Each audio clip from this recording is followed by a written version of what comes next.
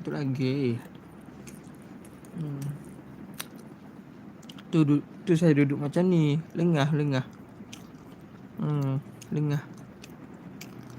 Lenguh. Korang tahu tak apa maksud lengah? Lengah.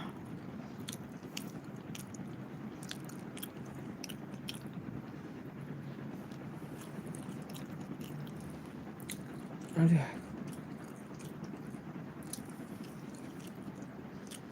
Tak tahu bang. Contoh macam ni lah. Contoh. Kalau korang berdiri lama, mesti korang rasa apa? Rasa ni kang. Rasa macam apa? Apa yang kau